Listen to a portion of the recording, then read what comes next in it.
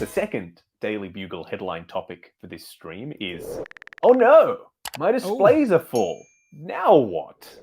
Well, that's a problem that I think we have all faced at multiple points in our collecting journeys. And then how we overcome it is what I want to discuss today, because we all have different ways of figuring out exactly what to do with figures that don't quite fit the vision anymore. And I boil it down to a couple of specific ways that I have found with my collection. These aren't pictures of my collection. These are from online sources, Reddit and various other places. So thank you to everyone who supplied these images by posting them online. Not knowing that they will be featured in a live stream Not knowing someday. they'd be featured, yeah. Exactly.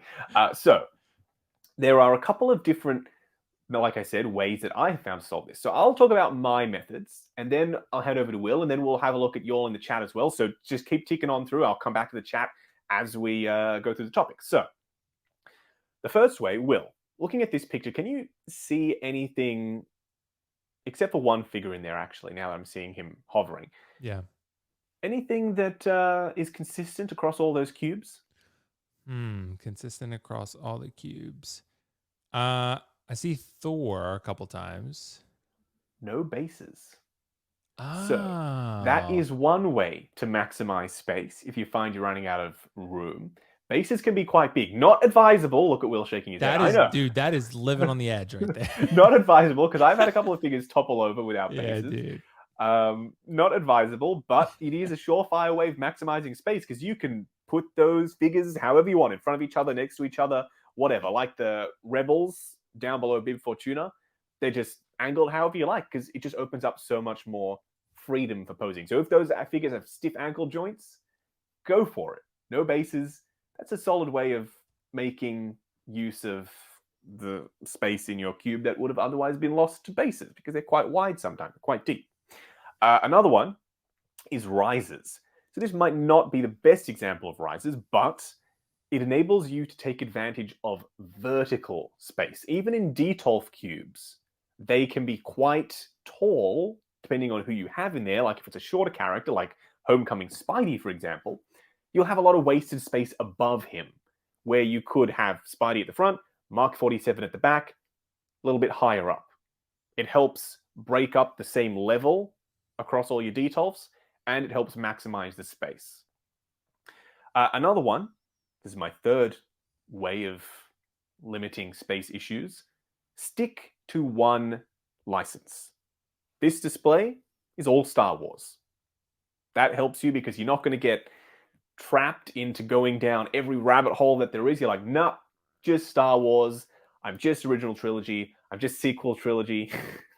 if you want to live on the edge, if you will, then you can go down just that one particular rabbit hole, and that way, fingers crossed, you shouldn't have as many space issues. Tom says that he barely uses bases in displays. Oh, Tom is living. That is a wild man right there, Tom. You're a wild SOB. So this is another one that's maximizing vertical space, having the 47, the Mark 7 hovering, having Thor floating, and also having Hulk kind of in the middle of them, so it frames the image. Yeah, vertical space is another really solid way of maximizing. But something that I've been doing, which I know nobody wants to entertain the idea of, is curating, which means taking figures out of the display. And often, Will, you're going to be happy to hear this. Yes. The first figures to go are those third-party side characters that maybe aren't as hot as the hot toys that they are standing next to. There we go. So that's what I've been doing recently. I've been removing some of the tertiary figures that don't bring me as much joy, Marie Kondo style. So I've been taking them out. Any duplicates that I have. So I was on a kick maybe a year ago where I was like, okay, I need doubles, triples, quadruples of clones because I'm building a clone display. No.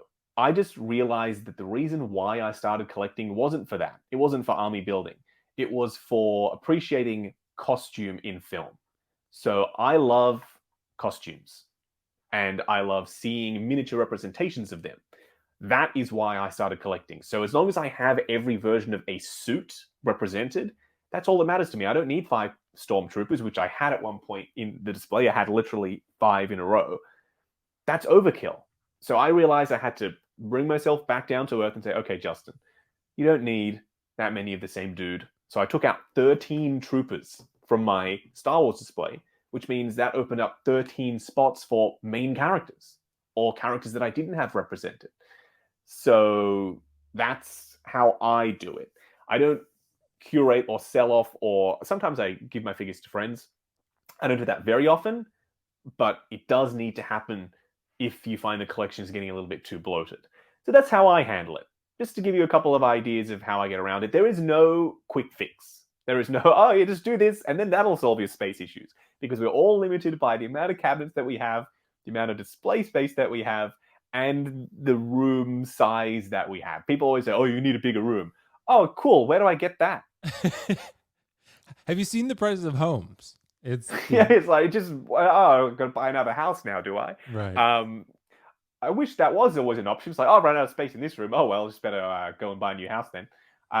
But you are usually limited by the space. Yeah, exactly. Zach says, buy a new house.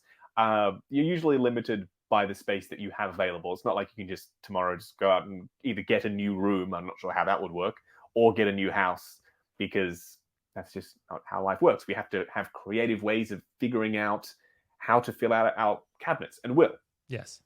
you just recently got module cases, and I think you'll be able to relate to this. When I had built all the module cases, the scariest thing for me was starting to put my figures in, because it was all open space and I didn't have any rules, and I did not know if everything was going to fit with how I was putting the figures in there.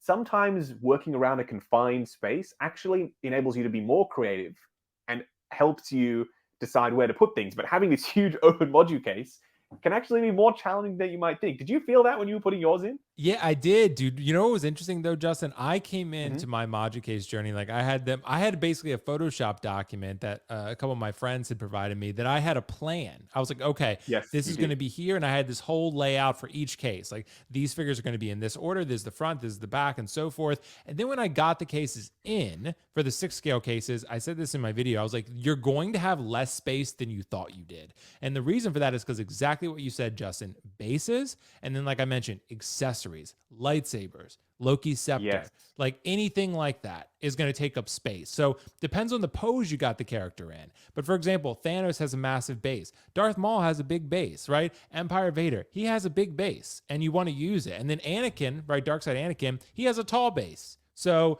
you got to put him Yeah. somewhat in the back.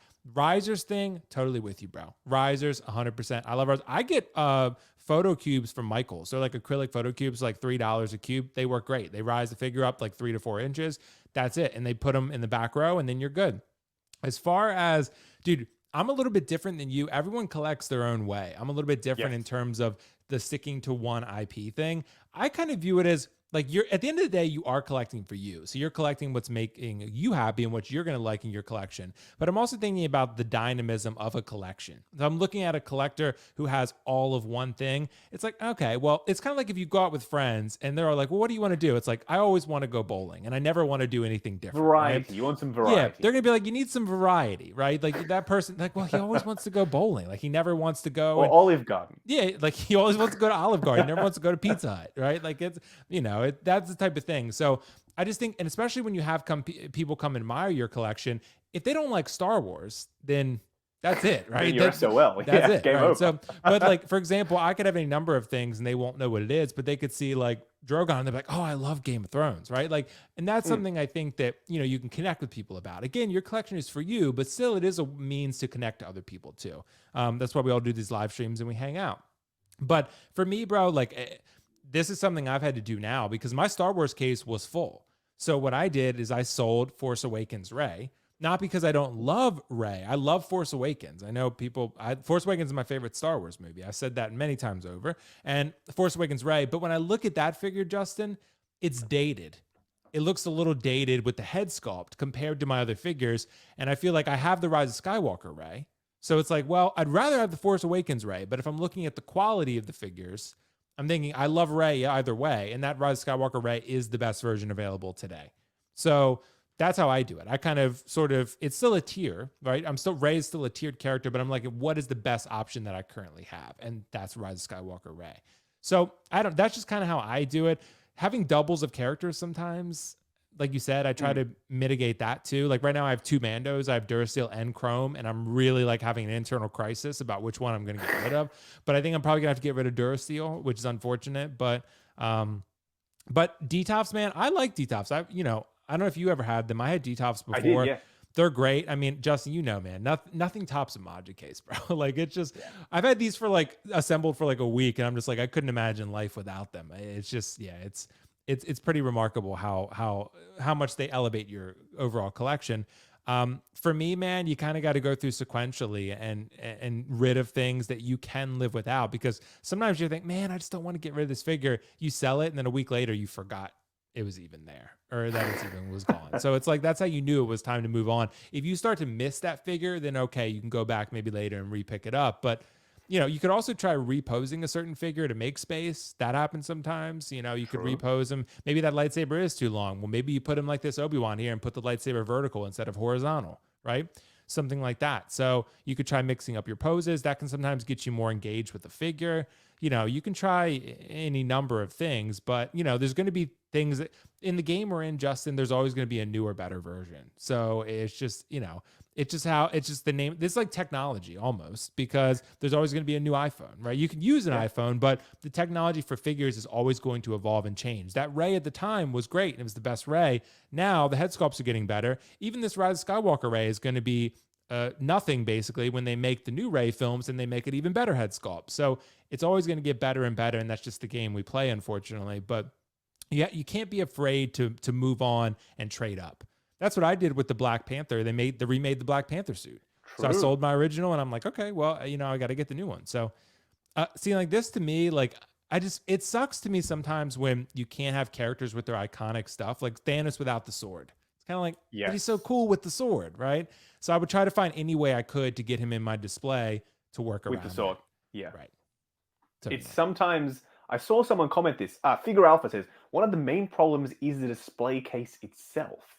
That is true, because technically we're only limited by the containers that we put the figures in. So module cases, I think, is the best way currently to get around that, because it's just this huge open box. You can put figures anywhere. I think module cases kind of solve that problem. But I'm with you, Will. I think variety is important. Upgrading is important. Upgrading is something that not enough people do. Sometimes we have this, and I'm so guilty of it. Don't mean to be preaching or anything, but I'm guilty of it. We just buy like for example, original trilogy Stormtrooper, but then the Rogue One Stormtrooper comes out, and it's clearly better than the original trilogy version, and it's close enough. It's an upgraded version technically, but we hang on to both. Whereas you don't really need both. One is enough for a plain white Stormtrooper. For some people, for a lot of people, they want an army build, but upgrading is definitely important. That's the trajectory that I wish I was on, where if a new Spidey comes out, I sell the old Spidey, get the new Spidey, but just for the sake of making my videos, and this is the excuse I give, but also probably I just want to keep it because I'm a bit of a hoarder, I suppose, is that I want to keep them for comparisons in my videos. But for me, that's just the excuse that I use to cover up the fact that I don't want to get rid of anything. To be honest. But you do have a practical reason. Yeah, that is a practical thank you, Will. Explanation. Yeah. You're enabling me to keep using my... that's what I'm here for. So, but yeah, dude, but it happens. Sometimes it's hard to let go of figures and characters that you really, really love, and sometimes you regret it, and sometimes you don't. So it's I rebought Darkseid Anakin, so it True. happens. If you come back to it, then like you said though, if there's something that you haven't looked at in a while, it's not top of mind, it's not something that you go to, like when you come into the collection room, it's not something that you look at, then chances are you might not love it as much as you did originally. It might be time to give it the flick and pick up something new.